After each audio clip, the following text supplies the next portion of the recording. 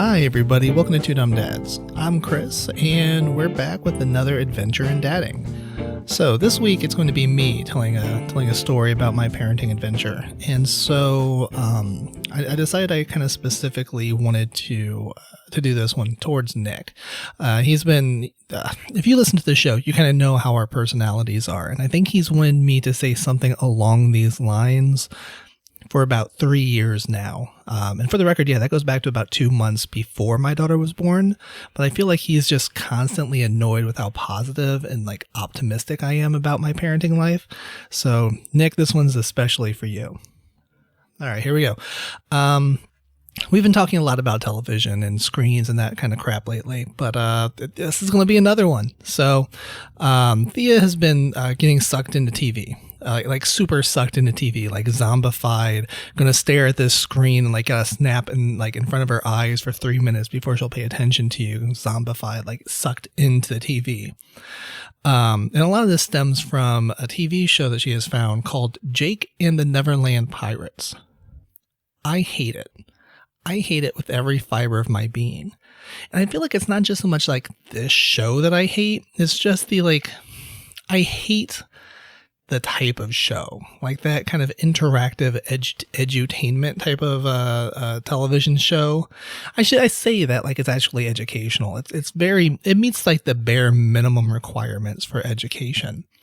So if you've never seen the show, what I should say is it's Peter Pan, but without Peter Pan. It revolves around Jake and his like pirate crew of kids, which they call which originally would have been like the Lost Boys, right? But because there's one a girl and two they're pirates, I'm guessing also they don't want to make them a bunch of orphans.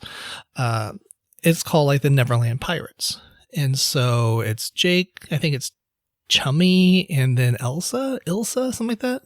Point is, 3 kids and a parrot. For some reason, the parrot is with the kids and not with Captain Hook. Oh yeah, Captain Hook and Shmee are there too. So every week, Captain Hook steals something from the kids. The kids have to get it back. And it's like this overly nice thing, right? Like they always like, oh my gosh, Captain Hook stole or whatever. We have to go get it. Oh, by the way, keep an eye out because we're going to get gold doubloons along the way. And so 3 times an episode, after like they conquer some menial task, like, wow, we walked across this bridge. I found some gold doubloons. But it's not like they like found gold doubloons laying on the pathway. By the way, gold doubloons, for anybody who doesn't know, like Spanish gold coins. So it's not like they just like find them under a rock or like sitting on the pathway or something. It's just like they come out of this like 4th dimension. It's just like poof, and like they hover and whatever, and it's just, oh, it's the most aggravating freaking thing in the world. And then they go through, and then they, of course, in like the 3rd act, they get to Captain Hook and like, oh, Captain Hook, wow, that's my number. Will you please give it back? And it's like, and then of course Captain Hook's like, no, I stole it, idiot. Of course I'm not giving it back. I wouldn't have stolen it if I was going to give it back. And then they take it back. It's awful. It's annoying. It's stupid. But she loves it. She's obsessed. And quite frankly, this whole thing started because we went and we tried to watch the original Peter Pan. And when I say we tried to watch the original Peter Pan, I mean like my wife, not thinking about it, just went like, oh, hey, here's this movie that I grew up with from the 1950s. I'm sure it's fine. We put it on, and that movie is horrible. Like from the beginning, Peter Pan is just really mean to Wendy. Like everybody is just like really cruel. Peter Pan's a huge pervert. Like within the first 5 minutes, he's like skeeving on the half naked mermaids. Like, oh gosh, I'm gonna like see the boobies. I'm gonna see the boobies and I'm gonna fondle them. And I don't know, like the mermaids are just depicted as like sex crazed creatures. Which, to be fair, is like the most accurate thing in that film, really, right? Like, mermaids are supposed to be like seraphims or whatever, who like they get boats to crash. Point is, it was weird. It was just like kind of oddly racist. Not oddly racist. It was super racist with the Indians. Captain Hook uses a racial slur. Anyway, so based on all of this, we decided like, nope, we are so not using this. We're not going to watch this. At which point, I don't know how, but we found this show, this Jake and the Neverland Pirates show. And so I don't, like, look, I turn it on, we watch it every day, and it makes her really happy. But what this is starting to make me realize is like, damn it, Nick has a point. Like, as much as I don't want him to have a point, he has a point with, like, these shows are going to be the death of me. Like, they are going to drive me crazy. Like this call and response thing where, like, the TV show characters are trying to get you to, like, shout back at them. And because Thea likes it so much, she's, like, really wants us to shout back. And God, it's so awful. It is so annoying and painful. And all I want to do is, like, bury it. But if I bury it, I'm afraid of what's going to come next. Like, at least with pirates are kind of cool. Like, in general, I like pirates. Not like real pirates, not like Somali pirates, or even like when you look back in history, like what they actually did pirates. But like the idea of like pirates, cool. I like it. And there's a girl pirate. Now, granted, this girl pirate is like in the story, apparently she was given pixie dust by the fairies or something, and like, oh, but you only have a certain amount of it, and so you should only use it in an emergency. And then in every episode, like, they use it just to get back home. It's like, well, we're over here on the other side of the island. There's a very clearly delineated path with absolutely no obstacles right there. But it's an emergency because we don't want to take that. So let's pull out that pixie dust. Like, oh, screw you. This is not an emergency.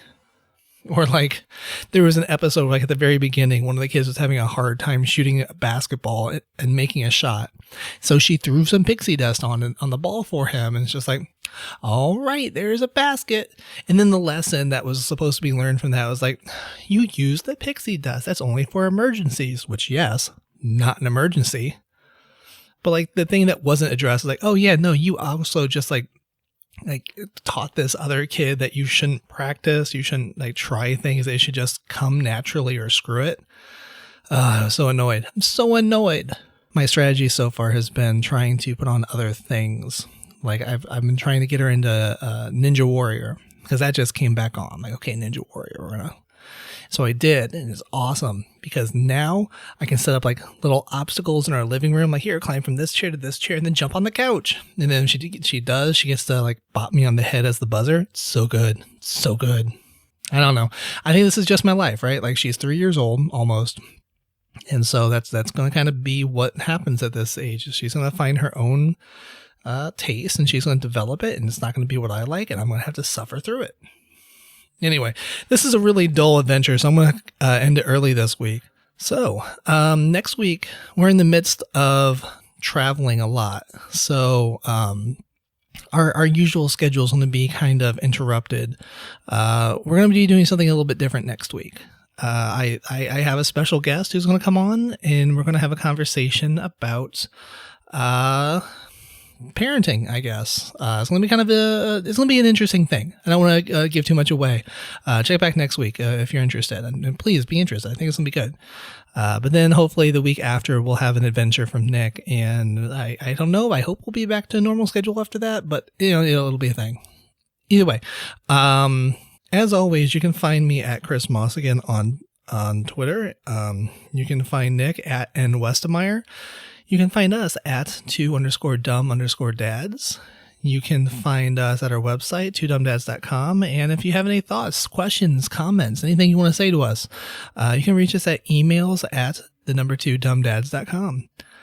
And as always, be well.